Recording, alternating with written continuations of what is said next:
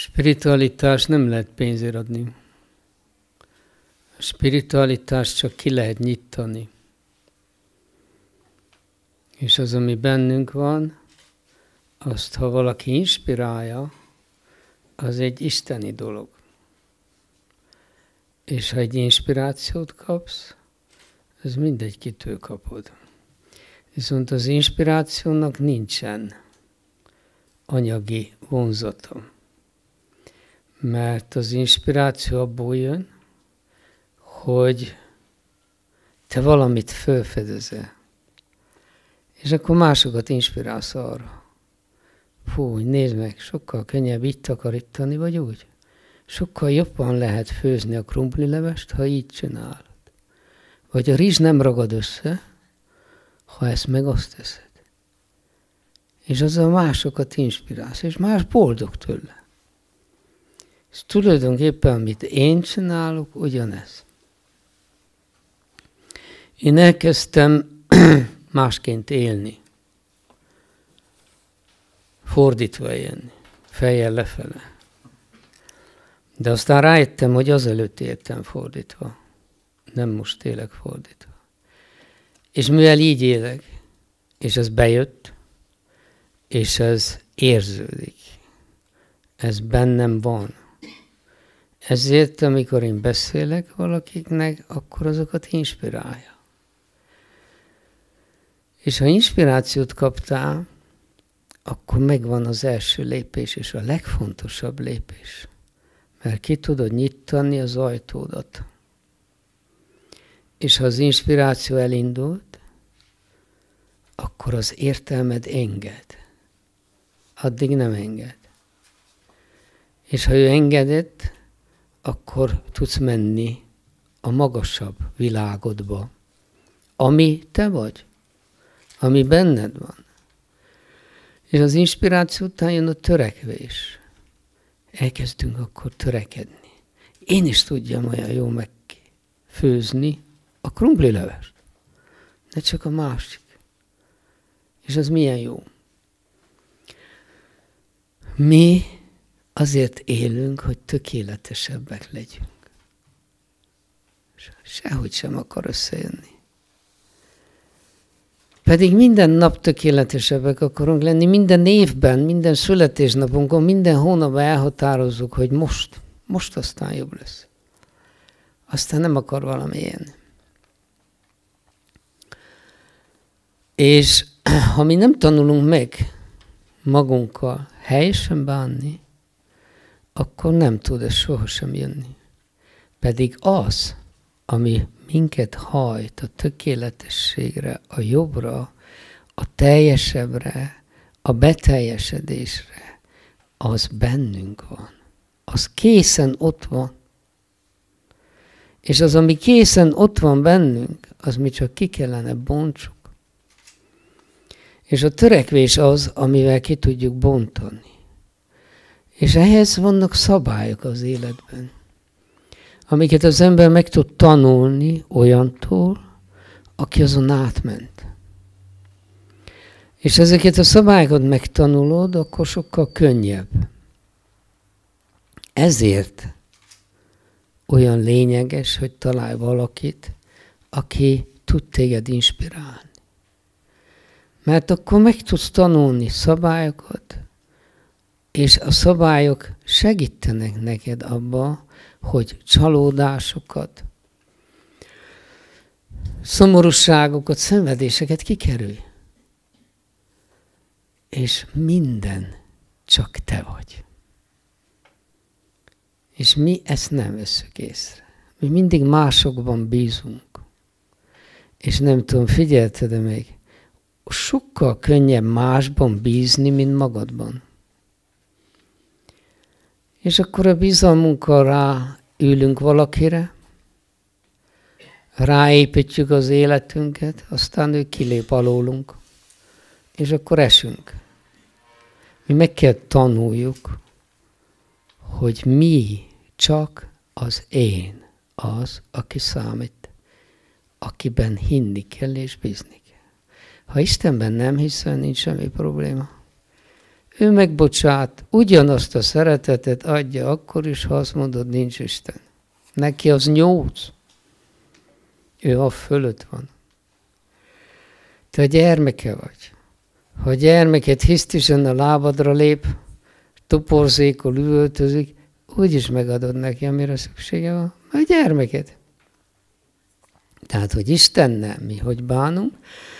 Egyébként amúgy sem bánunk jó, mert Istennel úgy kellene bánjunk, ahogy a szülőkkel bánunk. Ha a kicsi gyerek valamit kíván, akkor anyuka, könyörgöm, és letérdel, könnyeit hullassa. Az anyukának pedig a szíve megcsordul, és odaadja, amit akar. Pedig tudja, hogy nem jó, hogy odaadja. De oda kell adja. Na ez a lényeg az Istennel való viszonyodban. Mi úgy képzeljük, hogy Isten valaki hatalmas, hogy tőle félni kell, vagy akármi. Ne, ő az anyuka. És ha tudsz őszintén sírni, akkor lehajol hozzád. És ha megtanulod, hogy miért sírjál, és mi után sírjál, akkor a viszonyod vele egy teljesen új és egy tökéletes helyzet. De mindaddig, ameddig nem jön össze ez, a mi életünk csak abból áll, hogy van a fennható, Isten biztos nem szeret engem, mert nem milyen szomorú vagyok, vagy milyen bajaim vannak.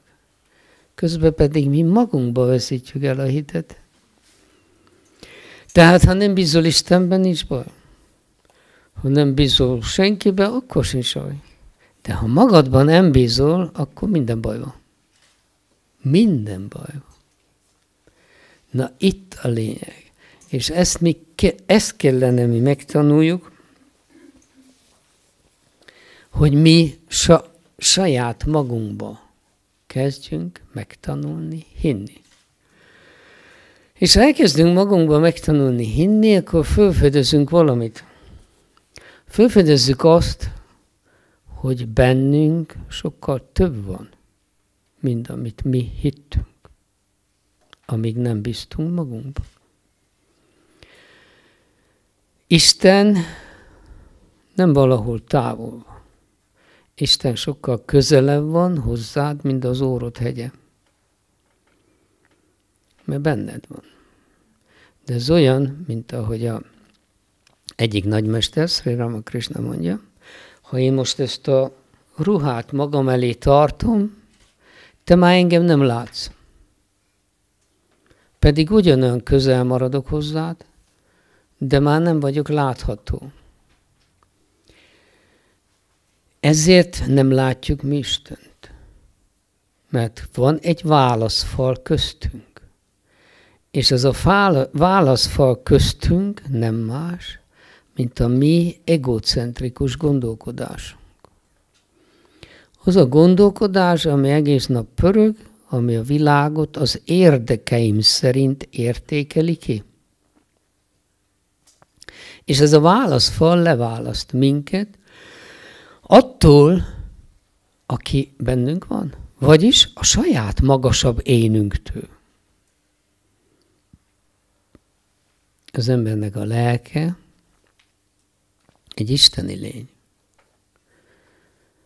És ez a lélek bennünk képviseli a legmagasabbat. Mi pedig ehhez nem jutunk hozzá. Bennünk minden tudás megvan a léleken keresztül.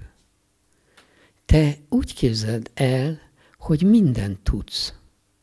Az életed minden pillanatát, de olyan aprólékosan, hogy te képes vagy, lennél, megmondani, hogy tegnap milyen rendszámú kocsik mentek el az úton, amíg a buszmegállóba vártál. Mi történt, miközben el voltál altatva, vagy amíg aludtál? Mindent. És ez borzasztó egyszerű bizonyítani a hipnózissal. Aki meg van hipnotizálva, annak minden nyitva van. Mert a hipnózis nem más, mint az értelemnek a lebénítása. Az értelem többé nem tudja, hogy mit szabad tudjon, és mit nem szabad tudjon. Az értelem összezsugorodik, egy töpörtyű lesz belőle. És emiatt, amikor az emberi lénnyel beszélsz, már a tudással beszélsz, ami benne van. Meg azokkal a képességekkel, ami minden fölött van. Én foglalkoztam ezzel, mielőtt kezdtem meditálni, mint fogorvos. Megtanultam, hogy 1 perc alatt beszéljem neked, hogy neked az állat fából van. Vagy a kezed, vagy akár. És ha nem védekezel ellene, akkor tudod, hogy ez fából van. És akkor azt lehet vágni, döfni, akármit csinálni. Nem érez. Hipnózisban, azt mondom, ez fából van, fölemelem a bőrt, átszúrok vastag tűket, szóval, mintha egy idegen test lenne. Mikor kihúzom, azt mondom, most ne vérezz. És ott a lyuk a bőrön, és nem vérzik. Ezt ki csinálja? És ki az, aki mindent tud? Azt, ami volt 2 éves korodban, vagy 1 éves korodban. Mindent el tudsz mondani. De úgy, hogy szó szerint, amit a felnőttek beszéltek. A hipnózis egy olyan állapot, ahol te a lélek szemével látsz. Ahol te jelen vagy abba a helyzetben. A lélek nincs kötve az időhöz. A lélekbe, ha bementél, az évezredek sem számítanak. Az idő sem számít, semmi sem számít. És amit a tudatodban hordozol, tapasztalatokat, minden látható. Minden tudható. A természet fölötti erő nem természet fölötti. Az a mi természetes erőnk. Csak mi jelen tudati szintünkön nem jutunk hozzá. Mi látjuk, hogy betegek lettünk, azt is láthatjuk, hogy csodából meggyógyultunk, de hogy ki teszi, miért, ahhoz mi nem jutunk hozzá.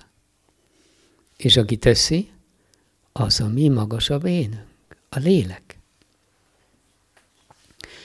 A lélek egyetlen valóság, ami bennünk él. A lélek az, amivel mi érzékeljük a világot. A lélek az, ami hordozza a tudatot, az életet, mindent.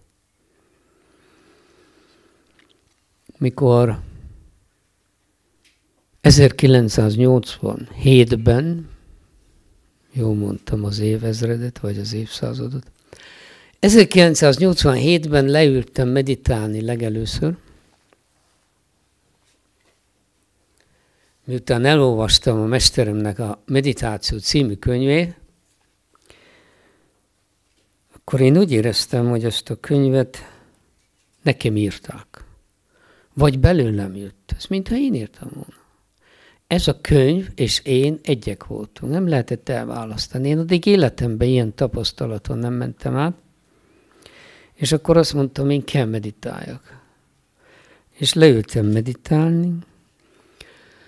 És akkor a szobámban, ez december 27-e volt, ünnepek voltak, szobámban valaki mögöttem megjelent. És én hallottam, és éreztem, és elakadt a lélegzetem, a szívem dobogott ki a torkomon a félelemtől, és egy borzasztó érdekes dolgot éltem át. Nekem valaki hátulról megfogta a fejemet, és tartotta a tarkomat. Én csak féltem. De nem várt sokáig féljek, megfúzta a fejemet, és a fejem megnőtt körülbelül egy méteresre. És olyan jó volt abban nagy tágas fejbe élni, de én úgy féltem, hogy most halok meg. Hogy nem tudtam élvezni a gyönyörűséget. Erre még egyet húzott a fejemet, És az ritmikusan elkezdett nőni. Úgyhogy már a harmadik, negyedik húzásnál a ház tetején voltak a szemeim, és néztem le. Megszámoltam a kéményeket, hogy a házon hány kémény van, amelyikben laktam Bécsbe. Mondom, ezt én hónap meg kell nézzem, ha még élni fogok, hogy valóban így van-e a ház teteje. De ma a következő húzás rántott kifele, és az egész testem nőtt fel vele. Én tulajdonképpen nem valami különleges dolgot éltem át, mint ahogy akkor hittem, hanem egyszerűen a lelkemet. A lélek mikroszkopikus tud lenni, ha akar, de akkora is, mint az univerzum, ha akar. A léleknek nincsenek határok.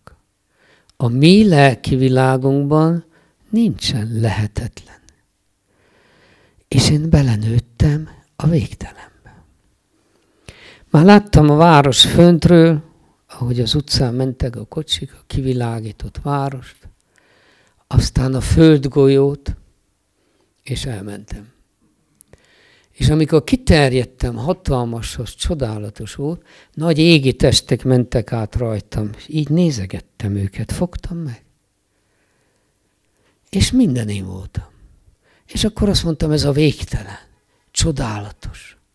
De a következő lökés meggyőzött róla, hogy ez nem a végtelen, mert 100-szorossára nőtt minden. És ez addig folytatódott, ameddig rá kellett jöjjek, hogy hé, a végtelen az végtelen. Az nem egy állapot, azt nem lehet megfogalmazni. De abban lehet élni. És én lebegtem az univerzumban. Az egész testemmel. Ott pedig, mikor már úgy éreztem, hogy olyan messze van a Föld, nem látszott belőle semmit, de tudtam, hogy valahol millió év távolságokra a lábujkam körül van a bolygó. Ezt tudtam.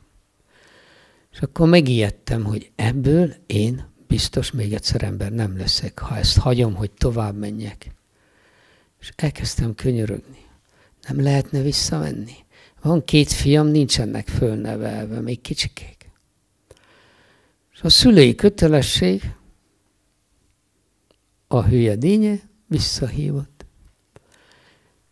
Rögtön elengedett az erő, ami engem vitt, és én egyből zuhantam. A végtelenből vissza a székembe, a szobámba. Az olyan volt, mint a rajzfilmeken, amikor látod, hogy így megy össze mind. Következő pillanatban egy nagy csattanást hallottam, és feküdtem a szobámba a padlón, és sírtam, mint egy gyermek. Mert néztem ki az ablakon, és láttam a csillagos eget. Én a hülye. Én, aki az univerzum hercege vagyok, bejövök vissza a földi gilisztának? Álltam az ablaknál, bőgtem, folytak a könnyeim. Én vissza akarok menni oda. Nem lehet. Bentről jött a válasz. Te az a tied. Te az vagy. Az a te világod. De ahhoz, hogy te ott járkálj, végig kell járd az utat.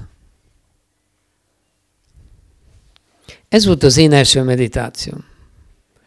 Ez ugye elég élmény ahhoz, hogy 180 fokba az életemet megváltoztattam. Aztán mesteremhez kerültem, könyvnek a szerzője, Sri Chinmoy, az én spirituális mesterem, de elkezdtem meditálni. Hát én nem voltam nagyon szerény gyerek, mert ez a meditáció után tudtam, hogy én döfény vagyok, mester vagyok a meditációban. Nem akárki. Én Sri Chinmoyen meditálok. Olvastam, hogy jó közösségben meditálni, meg tanítványok együtt meditálnak. Hát mondom, ahhoz nekem semmi közöm, mert azok csak gyengébbek lehetnek, mint én. Azon kívül is pedig Sri Chinmoy legyen boldog, hogy egy ilyen komoly bécsi fogorvos vele meditál. Úgyhogy nagyon alázatosan viselkedtem. Tudtam, mi az alázat. És nem is voltam büszke. Csak az értékemet nyilvánítottam ki. És elkerültem a mesterhez. Az nagyon érdekes volt, ahogy oda kerültem. Ez az egész történet egyébként minden le van írva a 3. kívánság című könyvemben.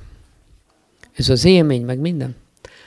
És ahogy a mesterhez kerültem, és az a történet is, amit még most mondani akarok, a lélek miatt, és a lélekkel kapcsolatban. Mert ez egy nagyon érdekes dolog. A lélekkel érzékeled a lényedet, a testedet. Én jelen pillanatban, ha itt állok, én tudom, hogy nem vagyok normális, ezt már el is mondtam, ha valaki videót hallgatott tőlem, tudhatja, úgyhogy ne lepődjetek nagyon meg, de vannak dolgok, amit másképp érez az ember ilyen 30 év meditáció után. Ha én itt állok, és így vagyok, akkor nekem nincs itt egy fejem. Nincs ez a szűk, kicsi golyó, hanem valami tágasság van. És ez a tágasság megy ki is, meg be is. És ebben soha nincs fejfájás. Ott nincsen soha egy olyan rész, ami tud fájni, mert ott minden tágas. Képzeld el, nekem legalább 25 éve nem fájt a fejem, ha nem több. Mert az értelmet, ha kitágítod és összekapcsolod a szíveddel, akkor már nem abban néz, abban a szűk területben. Hogy mondjam, többet éled a lelkedet. Azt, aki te valójában vagy. Történt egy alkalommal, Németországban voltam a mesterrel, és ilyen fogadás volt, ahol a mester ült a fotelbe, beszélgettek az emberek, meg minden, meg volt zene, minden, éneklés. És egyszer a mester mondta, hogy hát előtte vonuljanak el az emberek, és lehet meditálni rá. Ő ilyenkor mindig így ült, szemei kinyitva nagyra, és megmondta, nézzük a szemét. Én pedig a szerénységemmel ott hátul egy pár fiúval beszéltem, habzott a szám, én mindig mindent tudtam. Én mindig olyan voltam, aki tudta a dolgokat. A világ azért nem lett jobb, mert soha nem engem kérdeztek meg, hogy mit csinálnak. Úgyhogy ezért nem vagyok én hibás, hogy rossz a világ, de rajtam igazán nem múlott. A probléma csak az volt, hogy nem utánozott engem a világ. Ott is nagyba szájolok, nem is törődtem, hogy a mester mit mond, hogy van. Nagy büszkén, mikor láttam, hogy áll le a sorna, akkor odafuttam én, és álljak oda a sorba, odaállok a sorba, megyek a mester fele. Képzeld el, az előttem lévő mögé beállok, és minden lépésre kezdtem összecsökkenni. Mind kisebbre, kisebbre, kisebbre. Egy a 2 méter után már a másiknak csak a derekát láttam. A szemem magassága a derekánál volt. Egy magasságról indultunk ki. Még tovább mentem, lettem egy 60 centis gyerek. Mikor a másik félreállt, és én szembeálltam a fotellel, egy nagy fotel, benne egy nagy ember, én pedig a kicsi mindenfele nézt, én azt hittem, hogy ott halok meg. Csak néztem körbe, hogy vajon mások mit szólnak hozzá, hogy én megcsöktem. Meg egy gomba lett belőlem, és vajon ebből most mi lesz? A lélek azt csinál, amit akar. Te azt érzel, amit ő akar. Mások nem látták, hogy én kicsi vagyok, de én éreztem. A mester pedig ő, nagy kedvesen, mintha neki ehhez semmi köze nem volna. Ő mindig olyan volt, olyan ártatlanul, hát én nem tudom. Ő soha nem tudott semmit, de körülötte ilyen dolgok történtek. Vagy az univerzum voltál, vagy pedig egy légyölő galóca. Hát nekem 3 napig csend volt, büszke számot befogtam, egy kicsit fogyott belőlem valami. Figyeld meg, hogy a lélek lehet egy nagy test, lehet egy kicsi test. Még elmesélek még egy élményt, hogy még láss valamit a lélekkel. Még mielőtt meditálós ember lettem volna. Egy vasárnap délután szobába vagyunk, feleségem a 2 kis gyermekkel, én ülök a diványon, hanyat dőlök és elalszom. Én a következő pillanatban azt láttam, hogy a mennyezetről nézek le. Ott alszik a testem, horkol, hangosan. Ott a gyerekek, feleségem játszanak, beszélgetnek, valamit kitalált, hogy mivel játszottak a gyerekek. Kicsi azt mondja, apa horkol, megyek, megcsiklantom a talpát. Hagyjad, hogy pihenjen, annyit dolgozik, fáradt, így nem szabad őt felébreszteni. Én horkolok ott, nézek felülről, és hallgatom őket. Test nélkül. Én mindent hallok, mindent látok, és mondom, én most megjegyzek mindent, amit beszélgetnek. Mert ha fölébredek, milyen érdekes leszek, hogy én ezt tudom. És megjegyeztem mindent. Egy olyan 15-20 percig sikerült a feleségemnek a kicsit lefogni, de aztán az megszökött és megcsiklintotta a talpamat. Úgyhogy én csak azt láttam, hogy felébredek az ágyban. Következő jelenet. Jaj, úgy aludtál, horkoltál? Mondom, én nem. Én mindent tudok, amit történt. És akkor elmondtam így mindent, amit beszéltek. Hát a gyerekek ezen nem csodálkoztak, mert én mindig nekik varázsoltam a hasamból csokit, meg ilyen dolgokon. De a feleségem meg én csodálkoztunk a legjobban. A lélek test vagy test nélkül. Formába vagy forma nélkül. Mikroszkopikusan vagy univerzum méretbe egy és ugyanaz. Az egy tudat, ami benned hordozza az életet. És mi ezt teljesen figyelmen kívül hagyjuk, mert nem látunk belőle semmit. Mi bejövünk születéskor, vagy születés előtt, vagy sokszor csak születés után, ahogy a mesterem mondja. Még olyan is van, gyerek megszületik és él, és még nincs benne lélek. És az anyukájának az energiájából, amit kiszakít, abból él. De olyan is van, hogy fogamzáskor már bejön a lélek. De olyan is van, hogy nem jön be a lélek. Ahogy neki tetszik. Ő az Úr. Mikor viszont megszülettünk, vége az Úrságnak. Be vagyunk téve a ketrecbe, a testbe, és a testhez kötve. És akkor kezdődik ez az élet, ahol elhisszük és megtanuljuk, hogy mi csak a test vagyunk. És mindent a testünkkel végzünk. És mi nem tudjuk, hogy van lehetetlen, illetve, hogy a lehetetlen nem lehetetlen. Mi nem tudjuk azt, hogy nekünk a legnagyobb erőnk nem a testünk, hanem a képzelő erőnk. Mi nem tudjuk azt, hogy mi nem szenvedni születtünk ide. Annyira azonosulunk a birtoklásainkkal.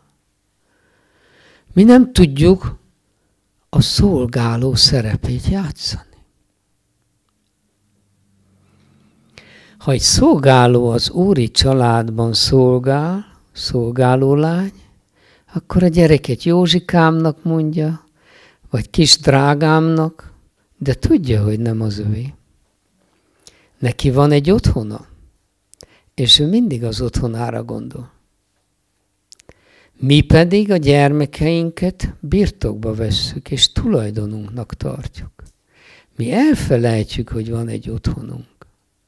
Mi elfelejtjük, hogy van egy otthonunk, ahol nem hal meg senki. Ahol nincsenek problémák. Ahol nincs lehetetlen. És hogy azt az otthonunkat mi tulajdonképpen képzeletben legalább tudatilag hordozhatnánk. Mi nem gondolunk arra, hogy mi nem jó tudattal élünk itt. Mi csak a logikai értelemnek élünk. 2 x 2 az 4. És ha ő rosszat mondott rólam, akkor én rossz vagyok. Hol van az előírva? Hogy az én életem attól függ, hogy mások rólam mit beszélnek, vagy mit gondolnak. Hogy én a hitemet elveszítem azért, mert ő nem hisz bennem. Én a hitemet és a saját én erőmet odaadom a semmiért. És aztán ebben az életben, mivel nem emlékszünk, és nem is akarjuk ezt érezni, hogy nekünk az igazi otthonunk nem ez, ezért teljesen, de teljesen eladjuk magunkat a szenvedésnek. Mert mi nem tudunk tisztán szeretni. Mert a szeretetet csak alacsonyan élhetjük. Ha a szeretetet magas tudattal éled, az felszabadít téged. Boldog, tágas, szabad vagy. Ha a szeretetet alacsonyan éred, kifele csak a testeddel, akkor téged megköt. Szenvedsz. És te vagy az áldozata a szeretetednek. Nem gondoltál soha arra, hogy a gyermekedet szereted, és amiatt mennyit kell szenvedj? És akiket szeretsz, azok miatt mennyit kell féljél? És hogy az nem jó a kettő együtt. Mert mi úgy képzeljük, hogy ezek a tulajdonaink. Mi úgy képzeljük, hogy ez a mi hazánk, a mi otthonunk. Nem. Te egy színész vagy. Te itt csak egy szerepet játszasz. A Föld nevű bolygón, ami egy színház, ahova te bejöttél, és szembesülsz dolgokkal, amelyeket meg kell oldjál. És mivel te nem tudod boldogan megoldani, és mindig beleragadsz, ezért újra és újra jössz. És mindig jössz, és mindig szembesülsz ugyanazzal. Az egy nagy buta elképzelés, hogy az életnek vége lesz, ha meghalunk. És milyen jó lesz, mert majd az orrlábánál a zsortálakat énekeljük, és minden szuper. És nincsenek kötődések, nincsenek hamisságok, nincs semmi. De amit itt nem ráztál le magadról a földi életben, azt te a halál után nem tudod lerázni. Azt cipeled a tudatodba, abba a lélek tudatba, amivel tudod az egész múltadot, amiben minden benne van. Ami túltesz bármiféle memória képessége. Azt tudjátok, hogy a memória nem az agyban van. Ezt mondják a mai tudósok, az agykutatók. A memória nem az agyban van. Hogy hol van, nem tudjuk, de be tudtuk bizonyítani, hogy nem ott van. Tudjátok, hogy élt egy ember, van egy olyan betegség, hogy vízfejűség, ahol az agy feloldódik, és folyadék lesz helyette. És élt egy ember, akinek ilyen betegsége volt, de nem tudta senki. És ő járta a munkahelyét, végezte a munkáját, valami hivatalnoki vagy milyen szellemi munkát végzett, és valami miatt, mikor megröntgenezték a fejét, látták, hogy 1 milliméteres agya van, egy héja az agynak. A többi hiányzik. Minden. És élt. És mindent csinált. Amíg meg nem tudta, hogy nincs agya, akkor elkezdett romlani az állapota. A lélek nem adta fel, hanem éltette. És a memóriája is semmi el nem romlott. Az agynak nem sok köze van ahhoz, aki te vagy. Az agy csak egy eszköz. Az agy egy képernyő, ami kivetíti azt, ami neki bemegy. Annál nem több. Ha egy képernyőt látna most egy ember, aki ezelőtt 200 évvel élt, hogy a fenébe bújtak oda be az emberek, hogy beszélnek? Neki nem volna világos, hogy van egy központstúdió, ahonnan jön ki a jel. És ez csak a jelt mutatja meg. A te agyad csak ennyi. Az értelem ennél nem több. Te nem az értelem vagy. Te a lélek vagy. Az pedig a végtelen birtoklás, illetve a végtelen képességekkel rendelkezik. Te pedig az értelmeddel csak a végtelen birtoklás után vágysz. És ezért megkötöd a szellemet, aki vagy. Mi a lélek vagyunk. És hogyha mi ezt az életet itt kicsit tudatosan kezelnénk, hogy én egy színdarabba vagyok, szereplő. Én most az anyuka szerepét játszom. De az a gyerek egy színész, aki a gyermekem szerepét kapta. És mi mind a ketten szereposztásban vagyunk. És egy előre megírt forgatókönyv szerint lejátsszuk a darabot. Ha te így látnád magadot, nem lennél dühös. És már a darab is jobban pörögne. És a darabot is át tudnád formálni.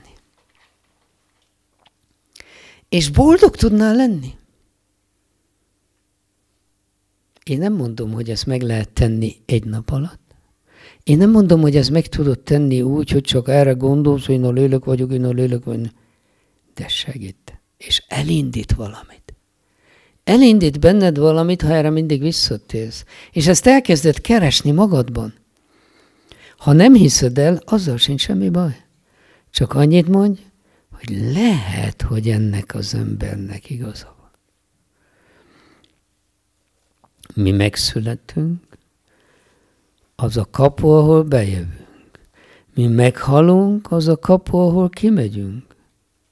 De hova megyünk ki? Vallások szerint egy örök életbe megyünk ki. Hát akkor nem abból jöttünk? Hát mi nem visszatérünk, és forgunk, és ezért mindig följebb tudunk kerülni, ha tudatosan élünk. Ha tudatában tudnánk jutni annak, hogy mi itt színészek vagyunk. És nem az a fontosabb életrészed, amelyik örökkévaló, mint az, amelyik halandó. És ha már ember vagy, és nem állat, a lelkek az állatvilágon fejlődnek fel. Ahogy az evolúció folyik, úgy folyik az emberi lélek fejlődés. És ha már ide embernek feljutottunk, és megkaptuk ezt a kiváltságot, és ezt a kegyet, hogy nekünk van szabad akaratunk. Nekünk van tudatunk. Mi tudjuk, hogy élünk. Mi tehetünk ezt vagy azt. Mi tehetünk jót vagy rosszat. Szabad akarattal. Ha te a rosszal bosszút állsz, szabad akaratból teszed. Ha te a rossznak megbocsátasz, szabad akaratból teszed. Ha te jó akarsz lenni, szabad akaratból jó lehetsz. Ez tisztára a mi kezünkben van. És mi ebből kovácsolhatnánk itt egy mennyországot, amiért tulajdonképpen mi ide születtünk. Mi azért születtünk ide, hogy az anyagba behozzuk az isteni fényt, és a tudatot. És mit csinálunk? Bejövünk, és éljük az állatot. És visszamegyünk oda, ahonnan jöttünk. Az állati élet a szenvedés világa. A szenvedés világa. Az emberi élet az önkéntes szenvedés világa.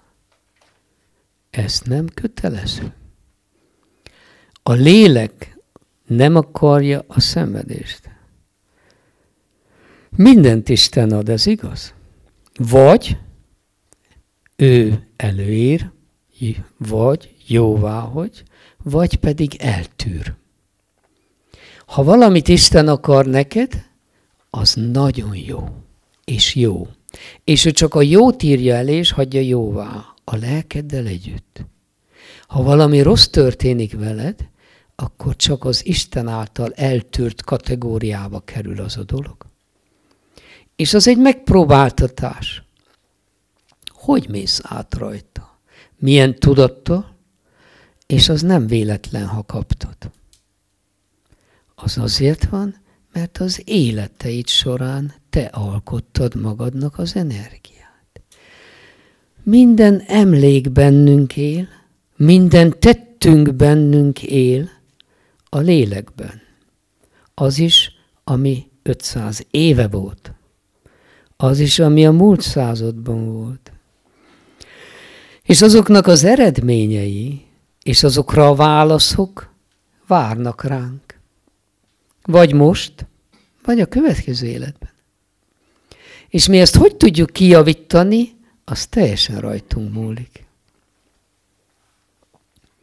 Isten olyan, mint egy szülő. Isten szeret. Isten egy anya.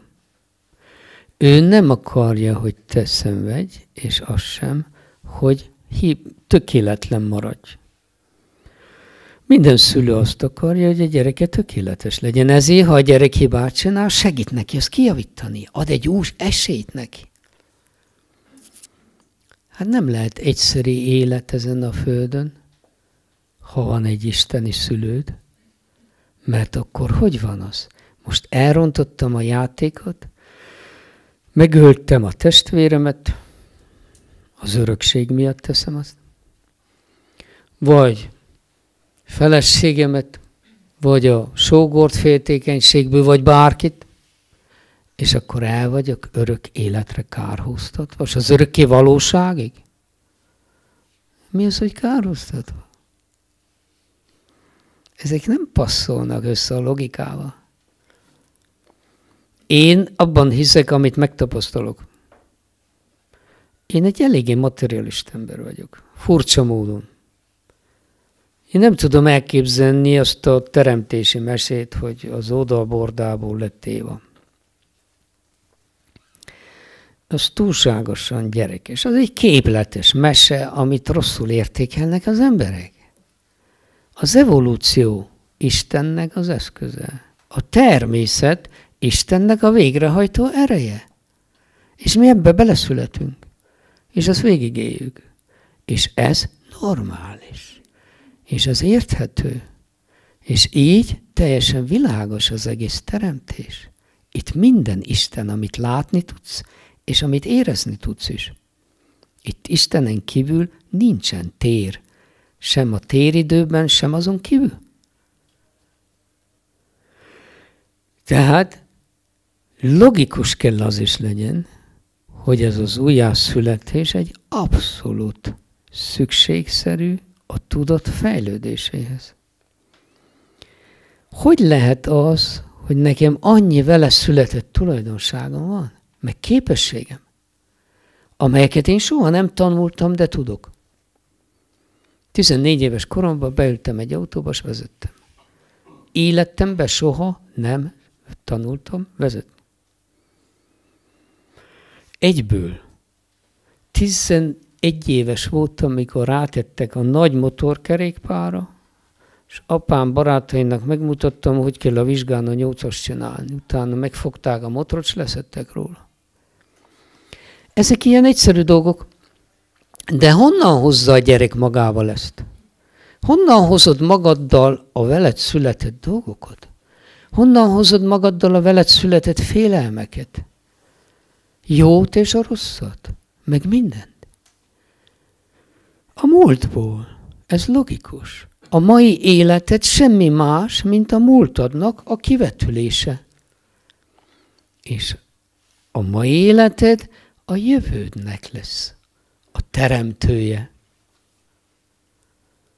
Ha csak meggondolod, mert a logika értelem azt mondja, vagy hiszed az újjászületést, vagy nem, mert ha megöllek, úgyse támadsz fel. Ez igaz. De, ha már csak hit kérdése is, melyikkel jutsz többre? Melyiktől lesz egy jobb világ? Egy jobb ember? Attól, aki tudja, hogy él, és tudatában van annak, hogy van egy örök élete. Isten, nézd meg, az emberek nagy része Istenben csalódik, Istenben nem hisz, azt mondja, nincs is Isten. És ha van is, gyűlöl engem. Mert nem tűrné, hogy ilyen világ legyen, ami van. Mondja az ember. De ezt a világot egyedül ő csinálja. Istennek ennyi köze nincs ehhez. Miért? Isten teremtett, és törvényeket teremtett. És a törvények, mint fizikai törvények élnek. Ha ledobsz innen egy vázát, és összetörik, szidod Istent? Gravitációt ő teremtette, ő a hibás. Ha te szenvedsz a saját butaságod miatt, az Isten a hibás? Nem lehet. Nekünk egy más tudattal kellene élnünk. Nekünk meg kellene tanulnunk azt, hogy magunkkal foglalkozzunk, menjünk mélyen magunkba, jöjjünk rá, hogy mi itt egy szerepet játszunk. És minél tudatosabbá válik bennünk ez, minél mélyebben ebbe bele tudunk menni, annál teljesebbek leszünk. Annál könnyebbek leszünk. És te már csak mosolyogni fogsz. A színésznő sír a színpadon, ha meghal a gyermeke. Mert egy jó színész. Te is a gyermekedet síratod, szereted, bármit csinálhatsz. De a színésznő tudja, hogy az nem az övé. Vége a darabnak, felöltözik, hazamegy, otthon várja a gyermeke. Neked is van egy otthonod. És ez itt egy színpad. És ezt a színpadot próbáld meg tudatosan élni. Ez a tudatossághoz a legkönnyebben akkor jutsz hozzá, hogyha megtanulsz befele menni. Megtanulsz a csendben lenni. Meditáció egy eszköz, egy technika arra, hogy a bajkeverő, mindent birtokolni vágyó és szenvedő, önsanyargató, értelmi dzsungeletből kimenjél. Semmi más. A meditáció azt a célt szolgálja, hogy tanuljam meg, hogy én nem itt vagyok. Én itt lakom. Ez az én testem, az én kezem, az én lábam, az én gondolatom, az én érzésem. De ki az az én? Az az én az, aki test nélkül is én. Az az én az, aki a végtelenbe is az én. Az az én a lélek. És az vagy te is, és mindenikünk. És ez alól nincs kivétel. És mindenikünknek az út nyitva van. Ha azt mondja az ember, hogy én, mindig ide mutat. Mert itt van a lényeg. Már az ember szabályos, a majom is azt mondja én. De sok majomszabású ember is azt mondja én. Sosem mondod azt, hogy én. Csak azt mondod te.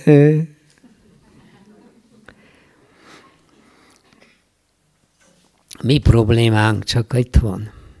Itt. Sehol máshol nincs a probléma. Ha te ezt az egy helyen győztél, akkor soha semmi problémád nem tud lenni. Te el kell fogad magadot egy egyszerű, normális, hétköznapi embernek, olyannak, mint a többi, ezt nem bírjuk lenyelni. Én azért más vagyok. Mégis az én helyzetem más. Tudod, azon kívül, szóval mi mindig többre tartjuk magunkat. Ha ez nem sikerül, akkor ezt azzal oldjuk meg, hogy lenyomjuk a másikat. Kiemeljük a másik tökéletlenségét.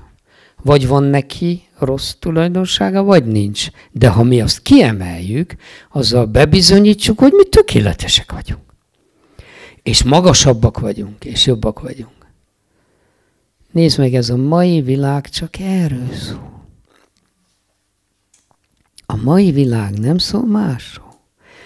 Mind a birkák egymást tapossák, egymás fölé akarnak menni. És ugranak egymásnak a fejére.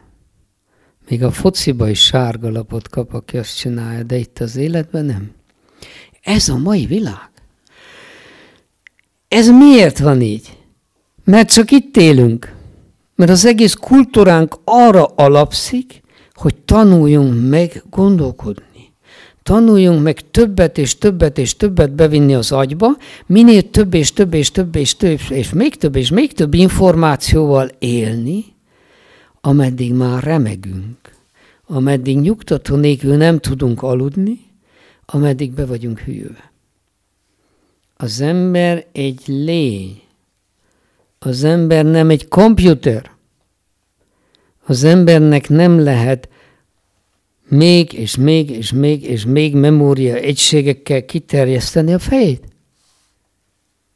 Meghűl. És megvadul. És kezd egymást ölni. Minket nem tanítanak meg csak arra, hogy itt legyünk. Minket nem tanítanak meg arra, hogy van ennél jobb eszközünk is. A szívünk. Minket nem tanítanak, az még csak szóba sem jön, hogy a lélek. Ami nem bizonyítható számokkal, az nincs. Én csak azt hiszem, amit meg lehet fogni. Hát hiszed-e, hogy van eszed?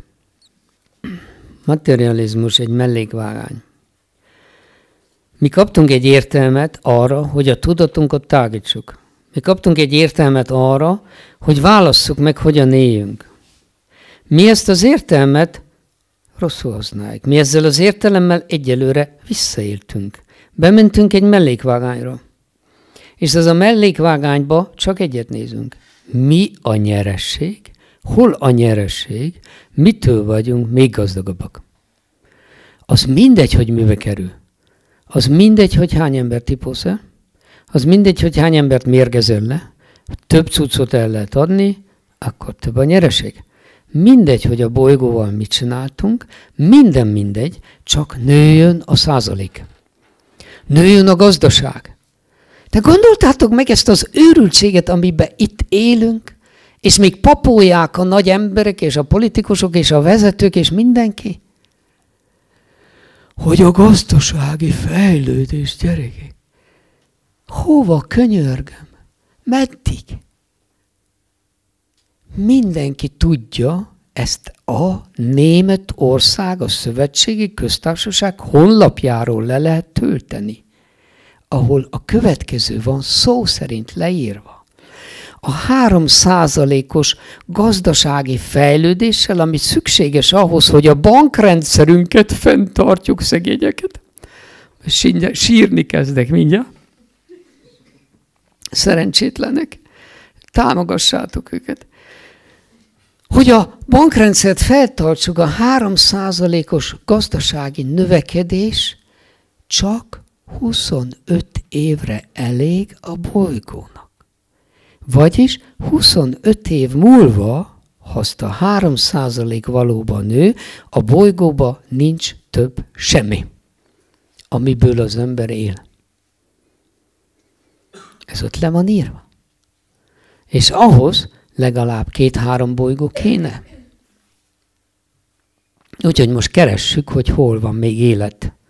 vagy ilyenszerű bolygó, hogy oda kimeneküljünk. Most kaptunk is, vagy hetet állítólag, egymás mellett. Semmi probléma, csak egy olyan 5 millió fényév távolságra vannak ide.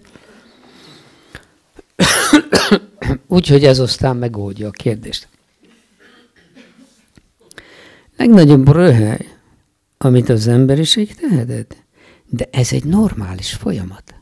Az értelem korszaka, azt meg kellett kóstolni. És ezt megkóstoltuk, és most benne vagyunk. És rájövünk, hogy ettől egy ember se boldog. Azok sem, akik nyernek, és azok sem, akik veszítenek. Most pedig ebből kiút csak egy van, a szív útja. És a szív korszakát azt egyedül te tudod megteremteni. A szív korszakának az a nagy hátránya, hogy az egyén kell megcsinálja, de a legnagyobb előnye az, hogy az egyén kell megcsinálja. Ebben nem kotyoghat senki bele, hogy én hogy élek, és hogy gondolkodom. Tehát, hogy te mit teszel, és hogy gondolkodol, azt te magadnak teszed. Erre még nem tudtak adót kitalálni, mert nem lehet behajtani. Tehát egyedül rajtad múlik, hogy mész a csordából, és nem éred soha el a célodat, vagy kiállsz a csordából, és mész a célod után. A kérdés még egyszerűbb. Te boldog akarsz lenni, vagy nem? Ha boldog akarsz lenni, akkor egyedül csak a szívedre hallgathatsz. Ide nem hallgathatsz, ettől kifelé pedig csukd be a szemeidet. Mert amit ők tanítanak, és a reklámokkal mondanak, azt felejtsd el. Nézd meg, szegény gyerekek, 10 éves gyerekeknél, én nem jött, hogy elhiggyem. 7 és 10 éves gyerekeknél szépségversenyek vannak Amerikában, hogy ki van jobban kikenve. Hát én ilyen infókhoz nem igen jutok, mikor ilyeneket meglátok, mondom, Uramisten, azért hol tartunk? Hol ez a világ? És ez teljesen normális. Ilyen boldogan folyik. Ma már gyerekkor sincs. Azt is elvették tőlünk. Pedig a gyermek bennünk az, aki tud. A gyermeki szív az igazi emberi szív. És az benned még mindig ott van. Az mindegy, hogy milyen korban vagy. Egyébként is kor csak az értelemben van. A szívben nincs kor. Hatalmas nagy különbség van ez a két világ között. És hogyha te megtanulsz itt lent élni, itt megszűnnek a bajaid. Nem csak a fejfájás, hanem mindenféle problémát. Mi nem merünk őszinték lenni. Most már eljutottunk oda, hogy az ember fél őszinte lenni. Már saját magával sem mer őszinte. És ez hova vezet? Betegséghez. A lélek az sokáig nem tűri. Nem tudunk így élni. Tehát egyszerűen ez tény, hogy itt egy megoldás kell.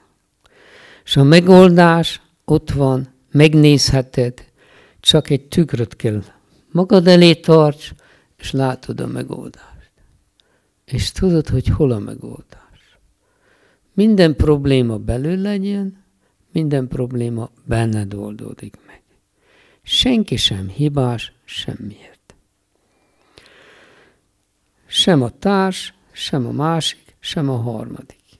Minden, amit élünk, egyszer mi teremtettük magunknak az életek során. És minden, amit most elrontunk, egyedül mit csináljuk? A probléma csak ott van, hogy mi nem vagyunk hajlandók megtanulni önmagunkat.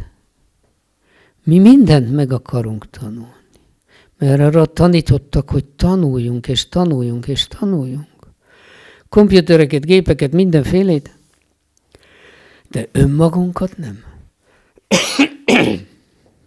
Azt mondják, hogy ez a világ, ami most van, az emberről szól. Én azt mondom, hogy pont arról szól, hogy ember nincs. Mert ha ember volna, akkor azt meg kéne tanítani, hogy működik. Mi mindent másra bízunk. Mindennek megvan a garanciális kivitelezője. Ha beteg vagy, elmész a doktorhoz, ő a felelős. Doktor úr, nekem egy hetem van, olyan gyógyszert adj, hogy én egy hét múlva tapráljak. Nem érdekel, nekem fontosabb dolgaim vannak, mint beteg lenni. Én egy fontosabb ember vagyok. Doktor felelősért. Bármit megtanultuk a fogyasztói társadalomban, mindenért valaki jót áll. Én boldog akarok lenni, akkor elmegyek egy boldogság tanácsadóhoz. Elmegyek a pszichológushoz. Nézd meg, azért nem vagyok boldog. Jaj, hát akkor csináld így, és akkor aztán jó. Aztán mégse vagyok boldog. Mindennek az oka egyetlen egy helyen van benned. Nem tudod, hogy hol az otthonod. Nem tudod, hogy te ki vagy. Nem tudod, hogy ki vagy. És nem keresed, hogy ki vagy. És mivel nem tudod, hogy ki vagy, te egy olyan életet élsz, aki nem vagy. Tehát hamis életet élsz. És az nem passzol össze a te belső lényeddel, a lélekkel, amit kifele játszasz. Hogy felelj meg nekik, akik elvárják tőled, hogy ilyen légy, olyan légy, amolyan légy. Hogy a divat szerint én megfeleljek. Mindenből stresszet csinálsz magadnak. Mert nem tudod, hogy ki vagy. És nem is akarod tudni. Mert a külső máz, ami számít a mai világban. Ha vennél minden nap magadnak egy kis időt, nem kell sok idő. Egy kis időt leülj csendbe, befele magadnak. És csak magadba légy. És elkezdél ide a szívedre figyelni. És ne törődj azzal, ami folyik. És ebben nagyon-nagyon jó segít, hogy tudjad, hogy színész vagy. A darab most pörög, engem nem érdekel, én most félreülök, szünetet veszek. És ha leülsz minden nap, és nem sajnálod ezt az időt elvenni a Facebooktól és a társaitól, akkor nézd meg, hogy minden kezd változni. Nézd meg, hogy ezek az emberek, akik elkezdik ezt a 7 hetest, a sorsnavigátorból, vagy ezeket a gyakorlatokat, hogy másként gondolkozzanak, belül mások legyenek, mit mondanak? Az összes azt mondja, Gunagria, megváltoztak az emberek. Az élet olyan könnyű lett velük. Lehet velük bánni, és kedvesek. Azelőtt mindenki azt mondja, gonosz mindenki. Nem bírok az életemmel. Most pedig miért? Mert elkezdett magába rendet csinálni, tisztítani, másképpen gondolkodni. Az értelem az, ami meg tudja látni Istent. De nem ez az értelem, amelyik rohan és stresszben van, hanem az az értelem, ahol az értelem egy égbolt, ahol csak a csend van. És az égbolt ki van terjedve, és ebben a kiterjedt égboltban, ha egy-két madár ide-oda repdes, az nem befolyásolja az égboltot. Azok a gondolatok. Ha neked az értelmed nyugodt és tágas, akkor a gondolatoktól te nem leszel ideges. De amíg az értelmed szűk, minden gondolatod után futsz. Minden gondolatodra ráülsz. És amíg itt ülsz és hallgatod az előadást, gondolataiddal már eljártál ide, oda, összehasonlítottál engem azzal, meg amazzal, hazajártál, bezártam az ajtót, vagy nem, azt a mosógépet kikapcsoltad, meg így tovább. Soha sem vagy te itthon. Ha a gondolatokat hagyod, hogy uraljanak, akkor te a szolgájuk vagy. És mindig gyorsabban kell fussál, mert az értelem meg akarja előzni az időt. Az értelem nem fogadja el az időt. Az értelem gyorsabb akar lenni. Az értelem hamarabb akarja megszerezni a dolgot, mint ahogy a másodpercek és a percek telnek. Ezért óraeső. Valamikor megbotlasz. De akkor vannak a doktorok, akik helyrehozzanak. Nekünk innen, ebből el kell menni. Az értelem egy csodás eszköz, ha csendes, nyugodt, de ahhoz valamit bele kell vinni. Abból valahova ki kell menni. Tudtad azt, hogy a gondolatok csak azért léteznek, mert követed őket? Ezt a meditációdban megtapasztalhatod. Mikor kicsit lelassultak a gondolatok, őrizd itt a szívedet. Jön egy gondolat, és te erőszakkal éberen. A meditáció egy nagy éberség. A meditáció nem egy lusta lazulás. Éberség. És az éberségedben, ha itt ülsz, és ide figyelsz a szívedre, hogy innen ne menj el, akkor jön a gondolat, és nem mész vele. És a gondolat el is tűnik. A gondolat egy nem valóság. A gondolat olyan, mint az áram a falba. Mi van áram benne? Mert mozog az elektron. De mi mozog az elektron? Mert áram van benne. Ha megfogod, megráz. Mert áram van benne. Gondolat van, mert követed őt. Miért követed őt? Mert van a gondolat. Semmi más oka nincs.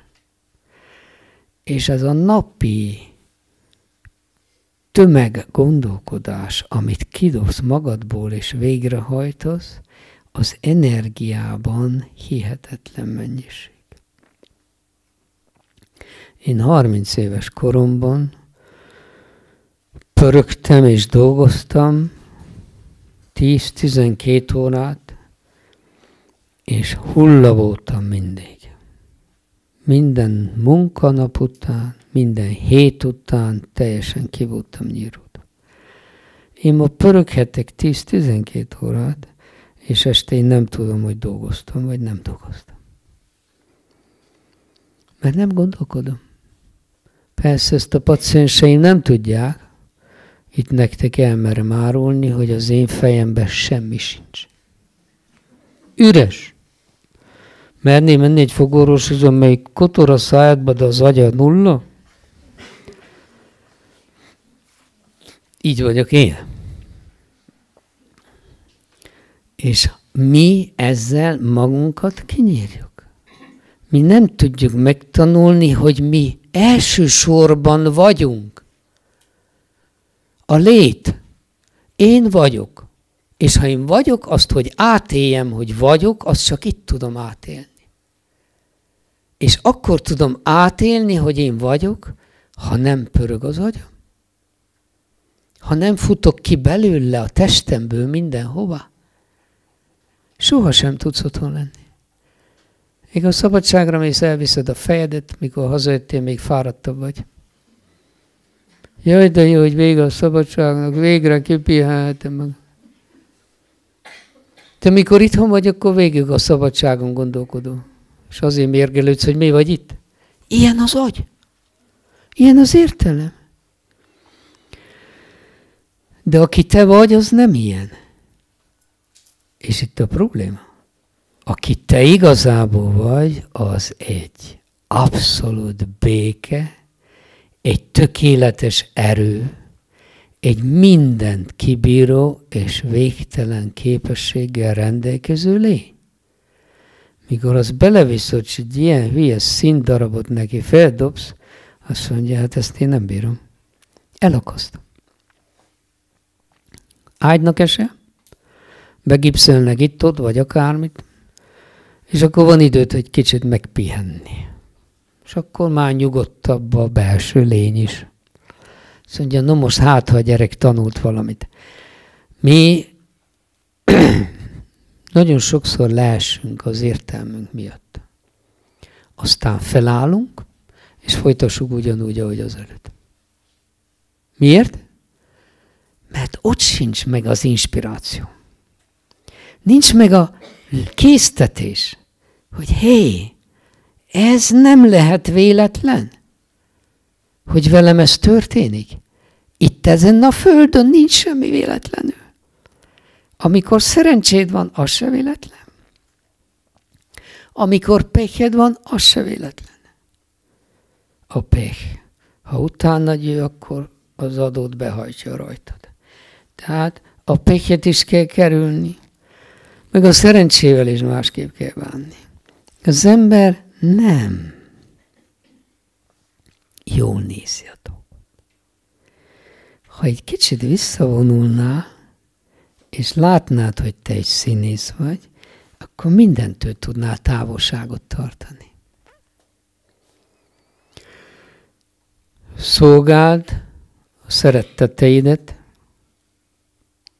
tartsd őket a legkedvesebbnek, de mindig érezd, hogy nem a tiedek. Mert ha a tiedek, akkor szenvedni fogsz tőle. Ez egyszer biztos. Minél inkább birtokolsz, annál jobban birtokolva vagy. És ezt mi nem vesszük észre. Ez nem csak az emberi viszonyokra érvényes, a tárgyi dolgokra is érvényes. Ez mindenfajta birtoklásra érvényes. Mi pedig rosszul gondolkodunk. Akár ha akadály vagy problémánk van, akkor mi a problémánkon törjük a fejünket. Képzeld el, ha te másképp gondolkodnál, és valóban van egy akadály előtted, és elkezdenél örülni, előre örülni annak az állapotnak, hogy milyen csodás, ha ezt az akadályt legyőztem. Ez az élethez kétféle hozzáállás.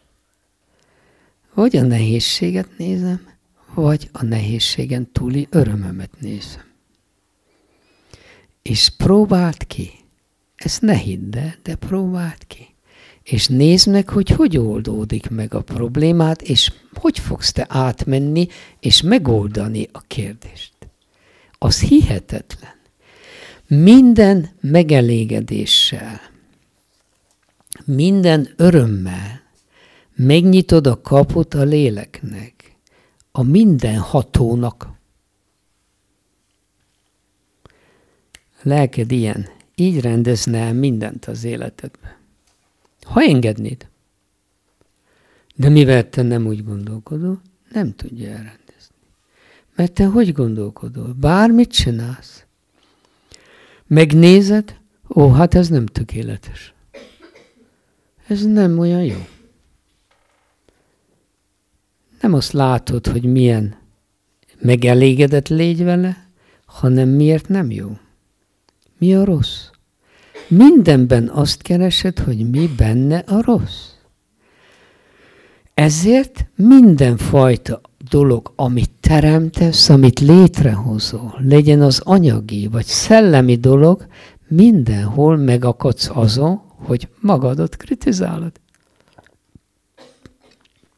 Kritizálod azt, az életfolyamatot, amiben benne vagy.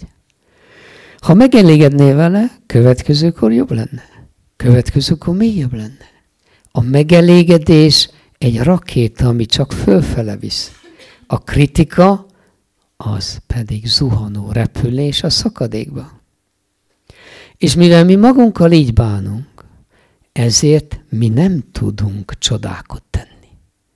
Csak ezért nem tudunk mi csodákat tenni. És ahogy magaddal bánsz, úgy bánsz a világgal. Ami bent, az kint. Mindenkit kritizálsz.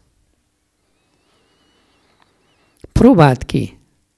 Nézd meg, hogy tudnál élni egy napot, hogy ne kritizálj. Lehetetlen. Végigmész az utcán, meglátsz 5 embert, az garantált, hogy az 5-ből 3-on kritizálni való van. Számodra, ami nem olyan kéne legyen. Mindegy, mit látsz. Semmi se jó. Hát azért, mert nem úgy csinálják, ahogy te. Ez az egy oka van, hogy rossz.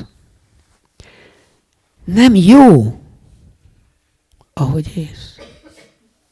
Nem magadban keresed a tökéletesség kiengedését, hanem másokat akarsz legyőzni. És magadot is persze ezzel tönkreteszed.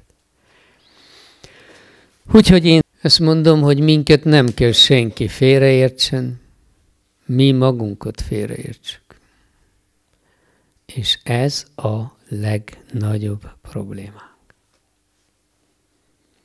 Mi saját magunkba nem hiszünk.